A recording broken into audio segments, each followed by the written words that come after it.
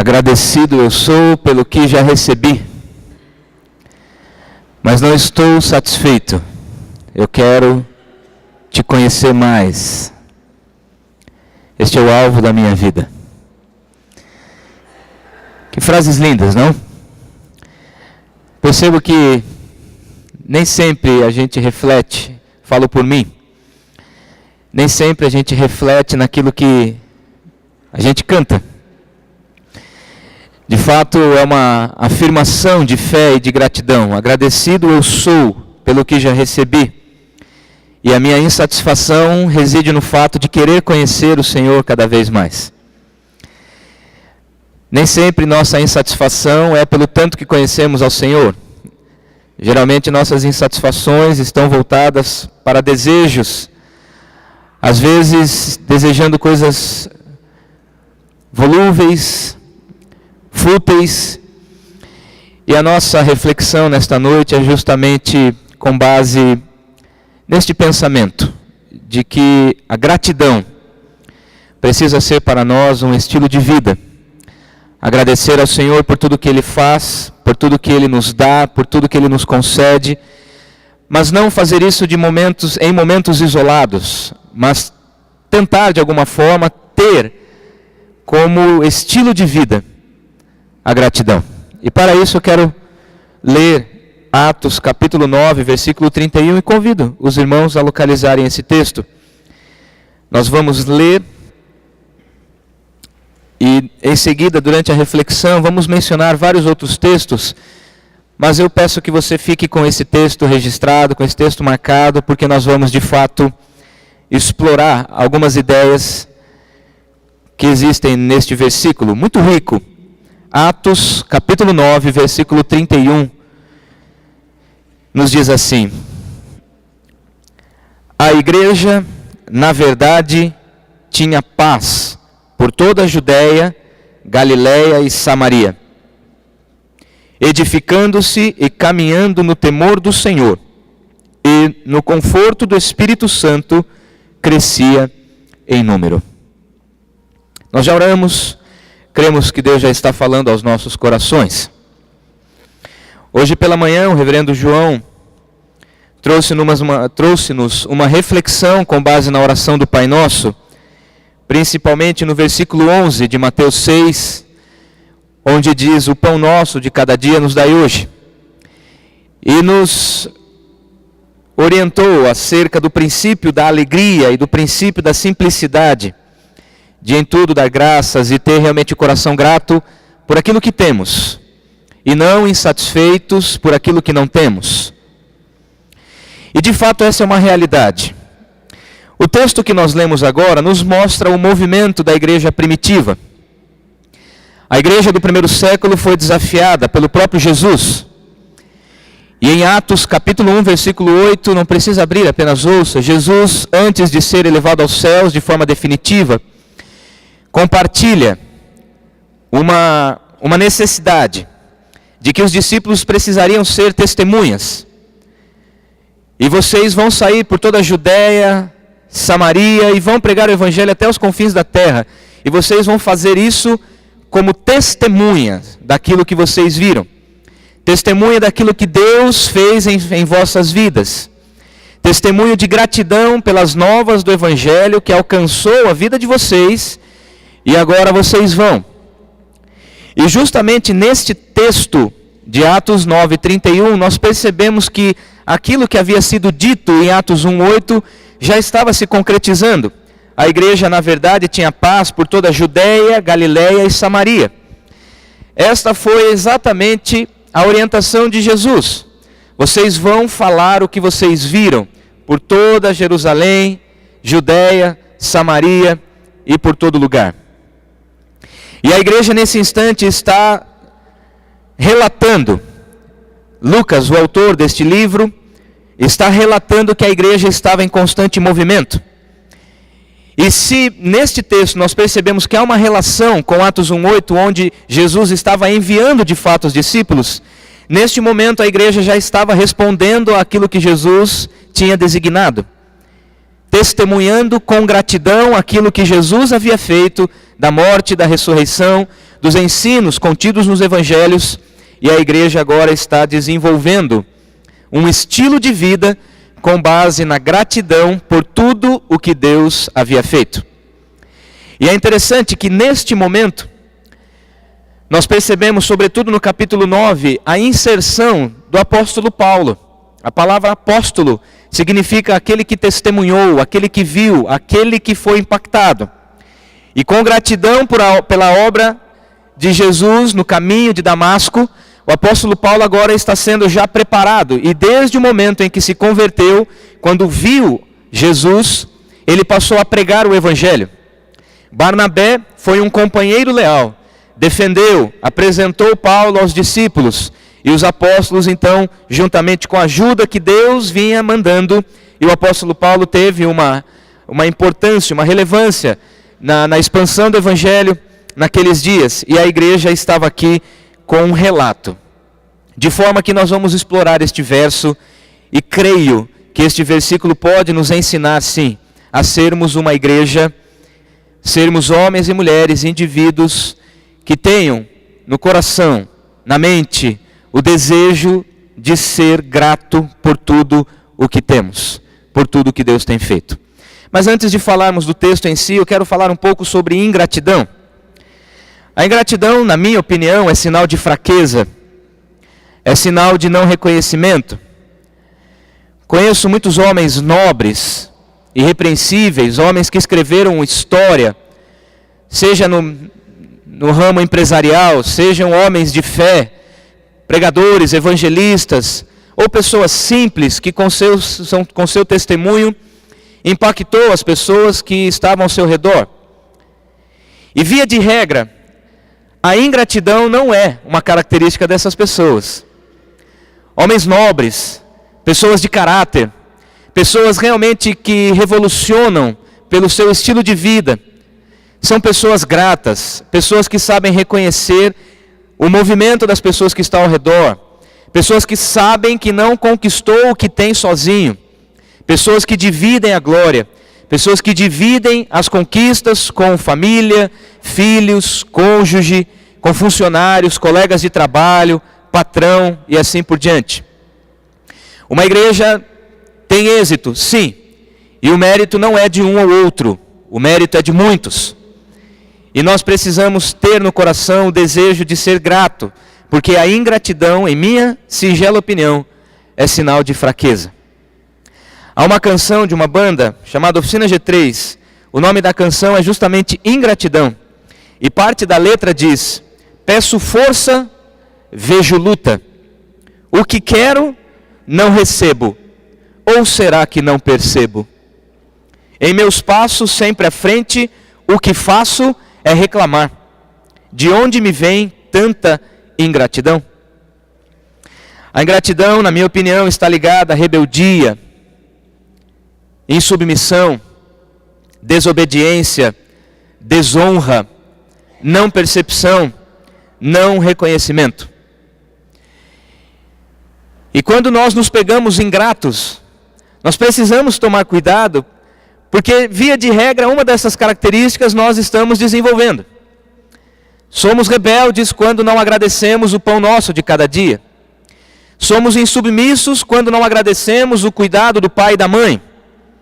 Somos de fato desobedientes quando não observamos a palavra do Senhor, que diz: em tudo dai graças. Desonramos aqueles que estão ao nosso redor quando temos atitudes mesquinhas e de ingratidão.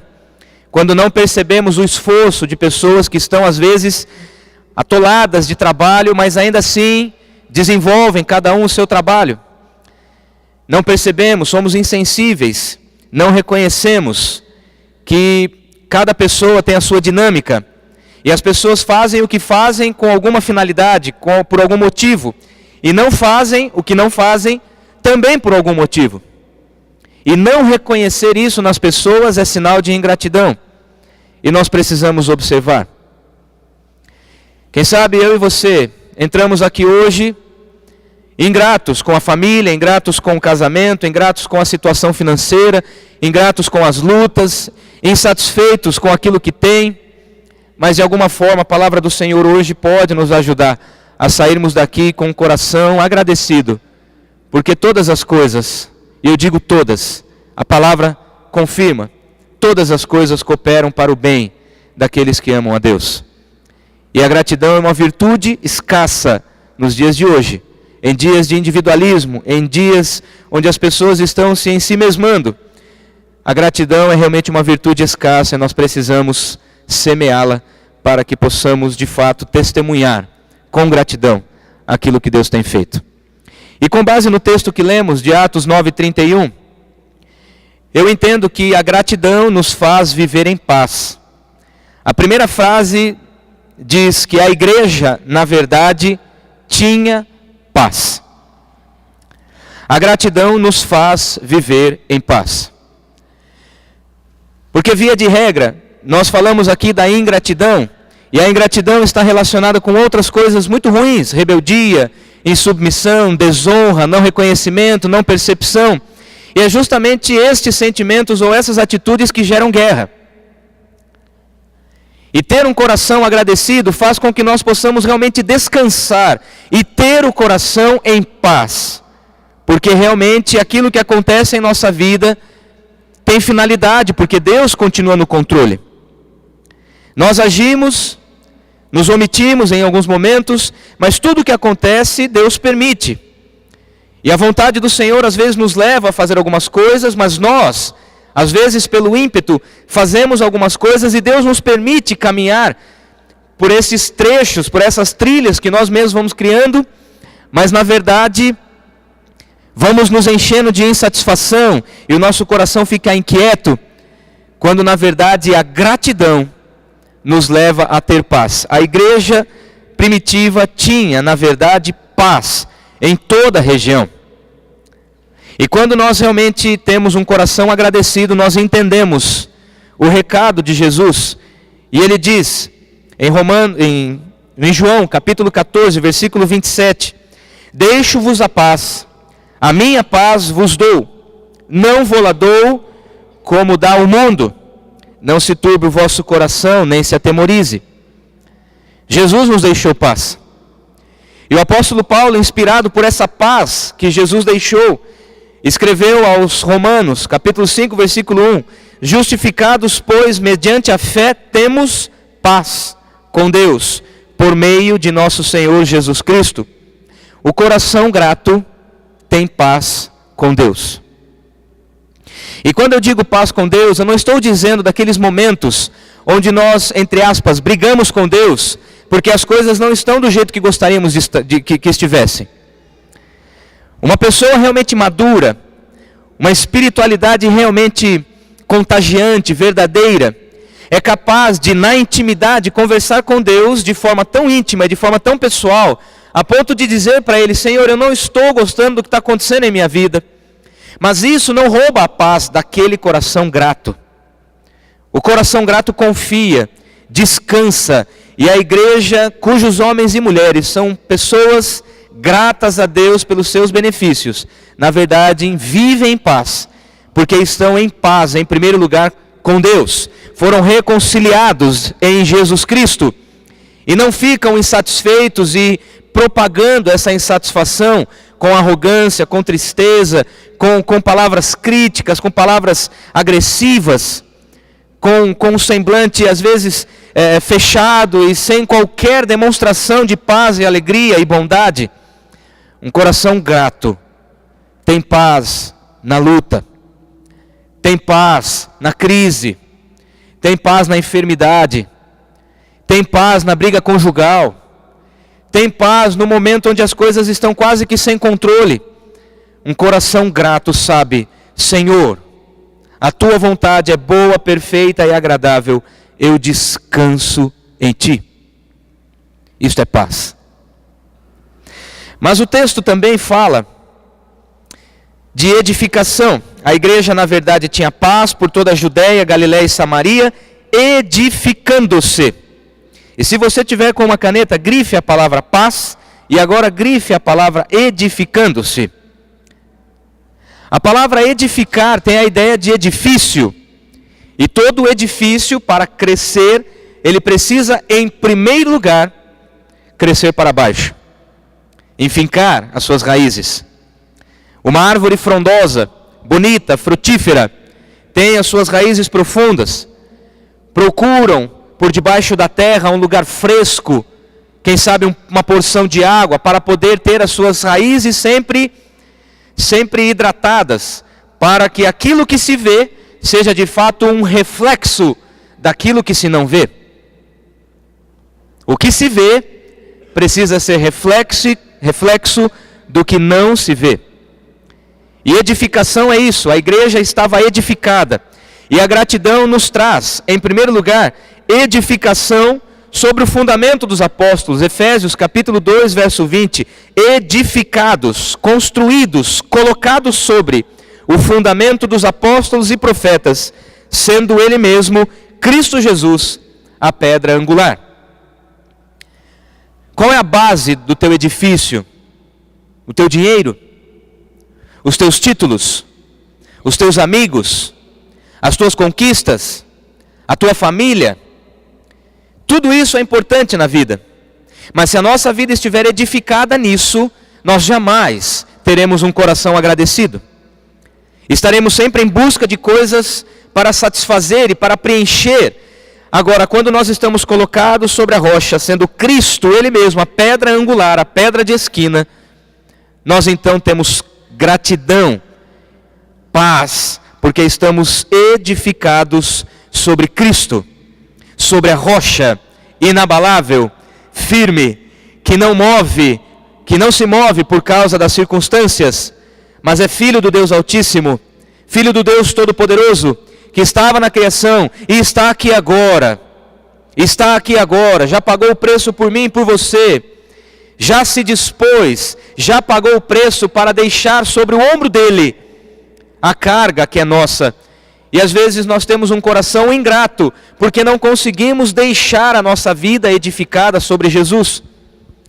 1 Tessalonicenses capítulo 5, versículo 11, diz: consolai-vos, pois, uns aos outros, e edificai-vos reciprocamente. E esse texto aqui tem um sentido muito especial, porque o apóstolo Paulo agora está orientando a igreja a edificar um ao outro. Edificar um ao outro. Timóteo, Paulo escreve a Timóteo, considerando os outros superiores a si mesmo. E quando essa é uma via de duas mãos, nós estamos edificando-nos uns aos outros, de forma recíproca. Agora, se eu considero alguém superior, e esta pessoa entende que é de fato superior, então não há edificação. A obra está torta. Eu desapareço para promover alguém. É isso que o apóstolo Paulo está dizendo. Cada um considere o outro superior a si mesmo. Quando eu considero alguém superior, este alguém acha que é superior, então nós não temos um edifício. Nós temos apenas uma parte. E se nós construirmos uma relação com base numa raiz e na outra ponta não há sustentação, esse edifício rui. Agora, se eu considero alguém superior a mim mesmo, e este alguém considera a mim superior a ele mesmo, então nós estamos fincando estacas, nós estamos fincando nossas raízes na palavra e naquilo que Jesus nos ensina. E então o edifício pode ser construído, porque tem edificação recíproca. E a edificação acontece quando há gratidão. Eu estou agradecido porque Deus colocou essa pessoa em minha vida. Eu estou agradecido porque essa pessoa faz, ou porque às vezes não faz. Eu estou agradecido porque esta pessoa entrou em minha vida por um motivo. Eu não sei ainda qual é, ou às vezes até sei quais são esses motivos. Eu agradeço a Deus por esta pessoa. Inclusive aquela pessoa difícil. Inclusive aquela pessoa que desestabiliza um pouco você. Inclusive esta pessoa precisa ser alvo da nossa gratidão. Porque todas as coisas, repito, cooperam para o bem. E todas as pessoas estão ao nosso redor para algum bem na nossa vida. Por algum motivo bom, que nós ainda não percebemos, mas às vezes vivemos com ingratidão no coração, porque nos frustramos, depositamos a confiança em alguém e essa pessoa nos frustra. Porque as pessoas nos frustram.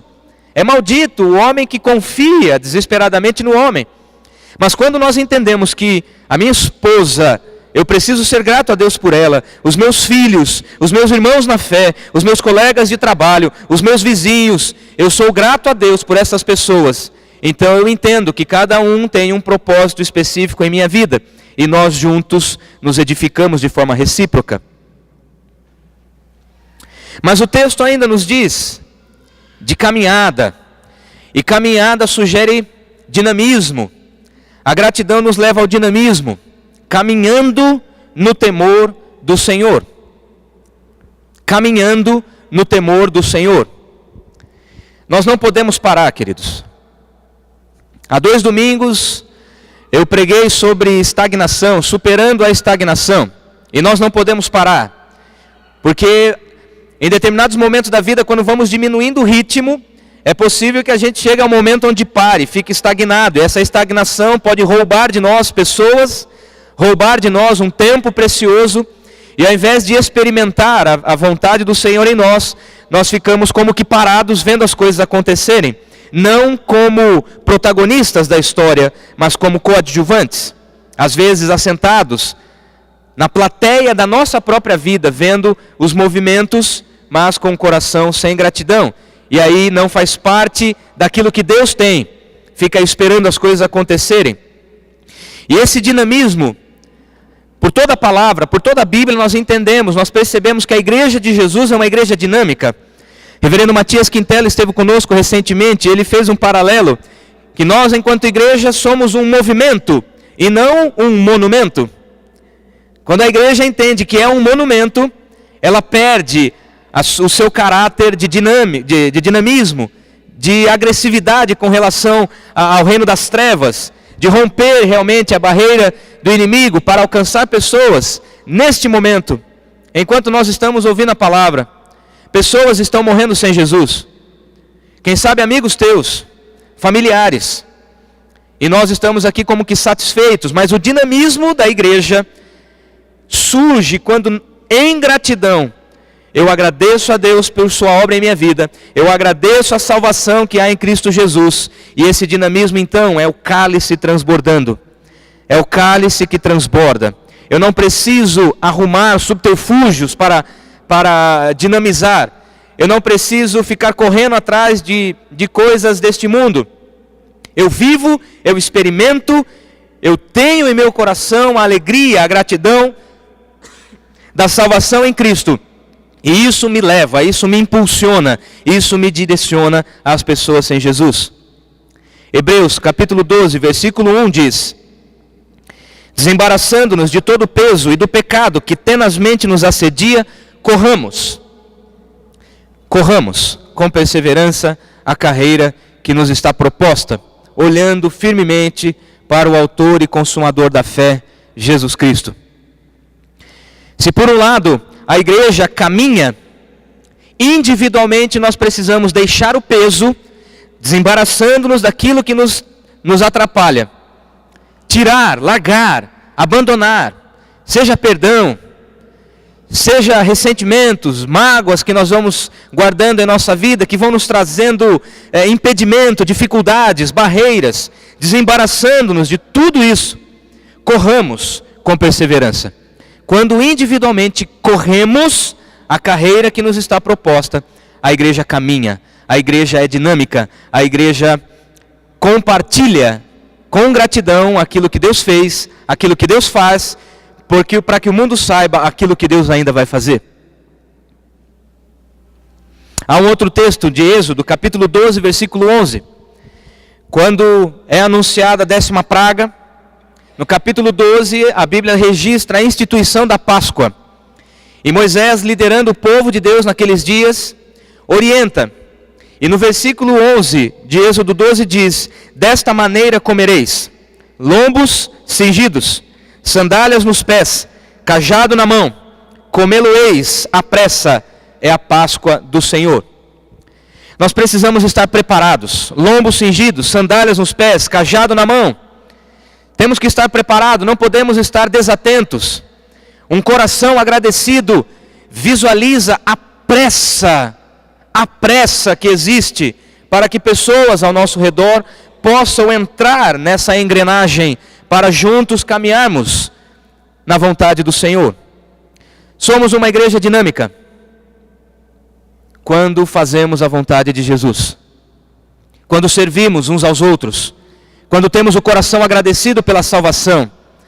Agora, coração ingrato gera a igreja amargurada, gera pessoas insatisfeitas, pessoas que não se relacionam, pessoas que não fazem questão nenhuma de dinamizar aquilo que a Bíblia fala que nós temos que fazer correndo. A carreira que nos está proposta, corramos. Vamos instituir a Páscoa, mas temos que estar preparados, lombo cingido, sandálias nos pés. Nós temos que fugir, estamos visualizando a libertação. E dinamismo é propagar a liberdade que há em Cristo. Dinamismo é compartilhar a alegria da salvação. Dinamismo é fazer com que as pessoas que jaz no maligno possam ter os seus olhos abertos para olharem para Jesus. Dinamismo. Mas o texto de Atos ainda nos fala de conforto no Espírito, caminhando no temor do Senhor e no conforto do Espírito. E grife essa palavra, conforto, porque somente o Espírito nos dá. A palavra parácleto, no grego, quer dizer consolador.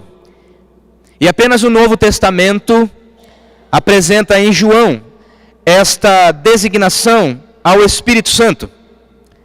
E no Evangelho de João, capítulo 14, verso 16, Jesus diz: eu rogarei ao Pai, e Ele vos dará outro Consolador, Paráclito, a fim de que esteja para sempre convosco. E no verso 26 ele diz: mas o Consolador, o Espírito Santo, ensinará todas as coisas e vos fará lembrar de tudo o que tenho vos dito.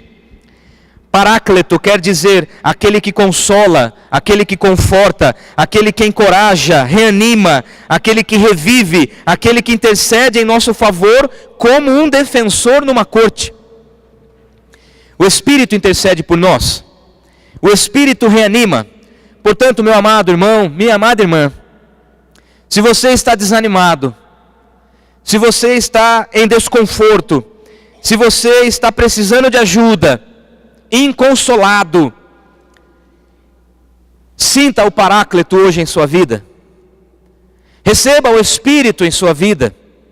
Aproxime-se novamente do Espírito, porque somente o Espírito nos dá conforto.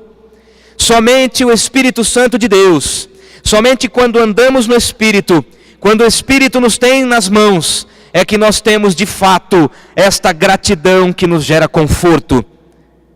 Gratidão gera conforto, conforto gera gratidão. E somente o Paráclito, segundo o Novo Testamento, é quem pode fazer isso de forma perfeita. Eu não vejo outra forma de nós termos o nosso coração confortado, o nosso coração agradecido, de forma real e de forma que realmente mova a nossa vida para algo novo, sem que este reconhecimento seja por causa da ação do Espírito em nós. O Espírito Santo. Infelizmente nós não nos relacionamos com o Espírito. Infelizmente, quando pensamos em espiritualidade, nós temos uma tendência de racionalizar esta relação que não é racional. Nós queremos explicações para aquilo que não é explicável. Nós queremos alcançar, tocar aquilo que não é tangível. A vida com Deus, a obediência na palavra e o coração agradecido não são fruto de fórmulas mágicas. Eu tenho, eu conquisto, eu faço, agora sou agradecido. Isso é coisa deste século. Isso é coisa do coração sem Deus. O coração com Deus é um coração que se entrega na presença do Espírito e age como a igreja primitiva, no conforto do Espírito.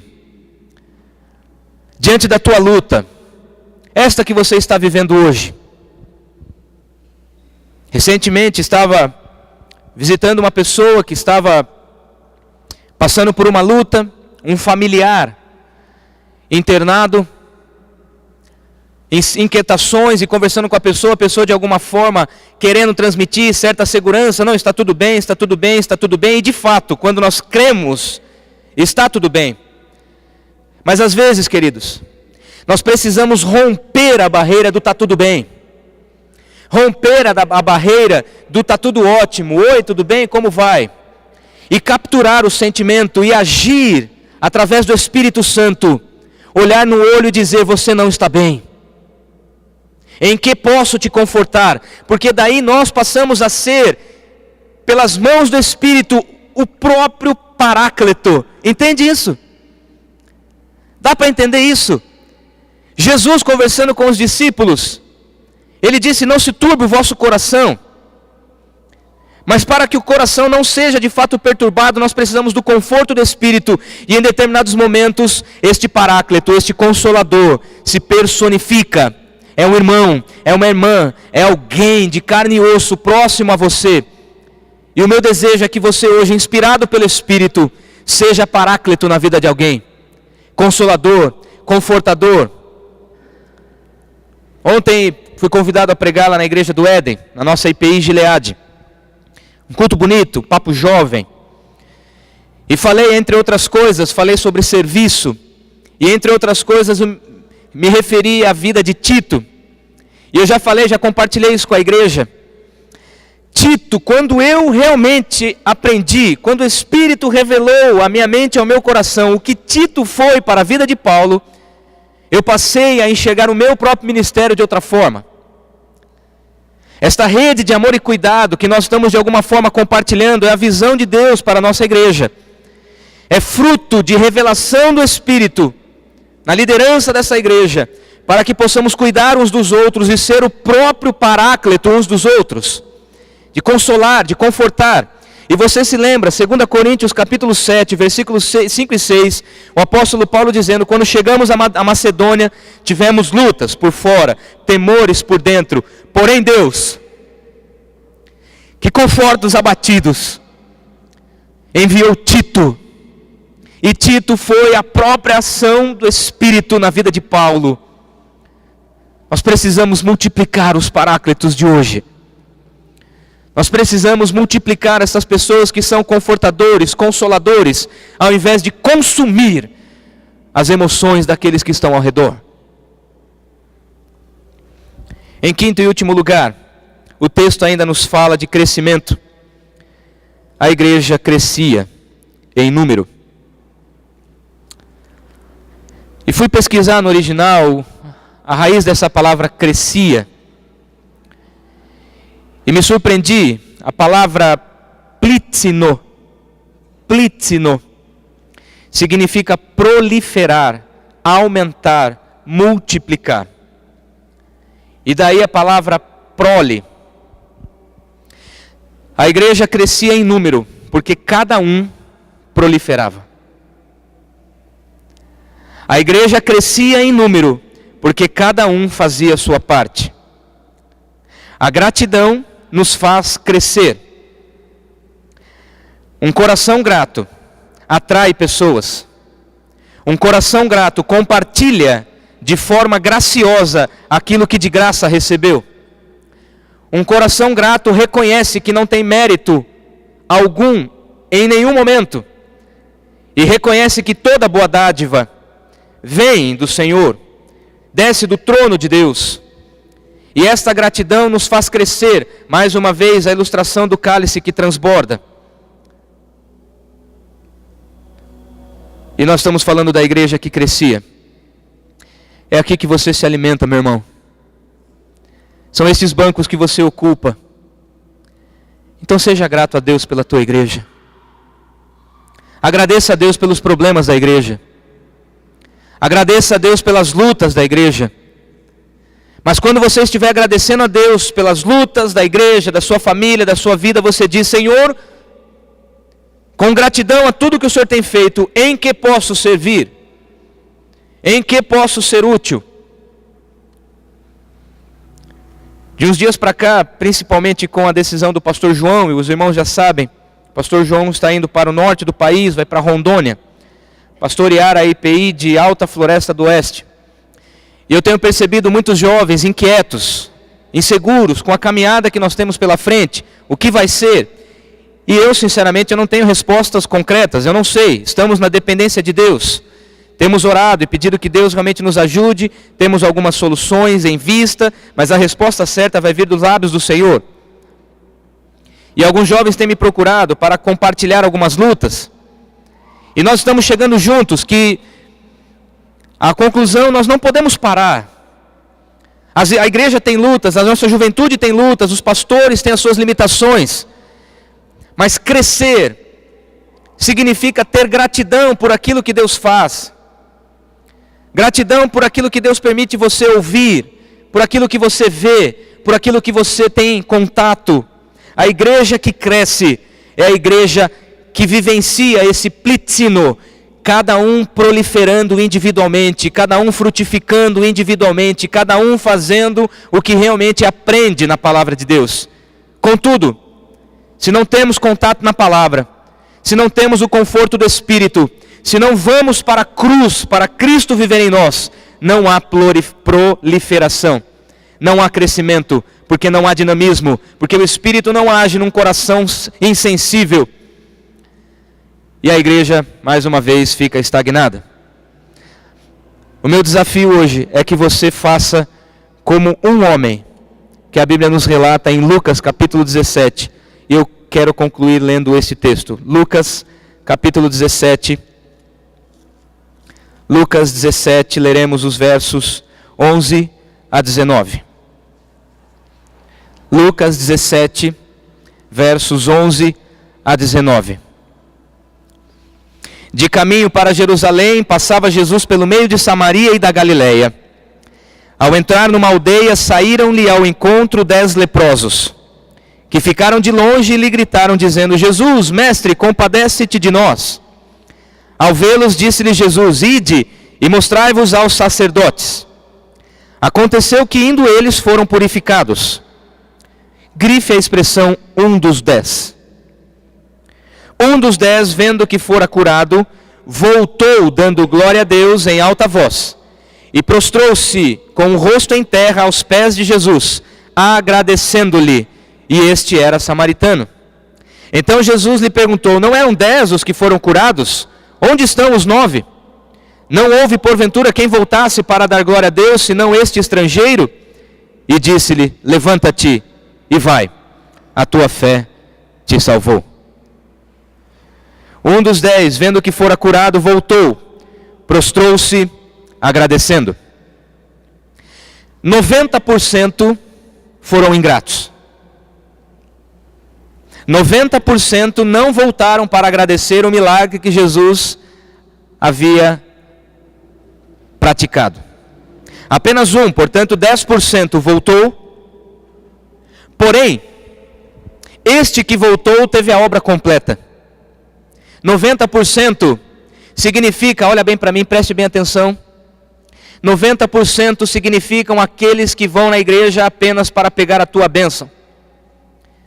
Aqueles que vão à igreja, que fazem campanhas, que depositam dinheiros apenas para receber a sua bênção. 90% estão atrás de Jesus por causa dos benefícios de Jesus. De acordo com a parábola, de acordo com o texto, um dos 10, portanto 10%, voltou para se submeter e prostrou-se, reconhecendo a bênção que lhe havia acontecido por intermédio de Jesus. E este que voltou, os 9 não. Os 9 receberam sim a sua bênção. Mas o versículo 19 nos diz: a tua fé te salvou. Além da cura, ele foi salvo. Além da cura, além da bênção que ele queria, ele recebeu vida eterna. Jesus operou uma obra completa naquele que voltou e se prostrou, naquele que esteve diante dele ajoelhado, com o rosto em terra. A palavra prostrar no grego significa ajoelhar-se com o rosto em terra. Isso é sinal de adoração.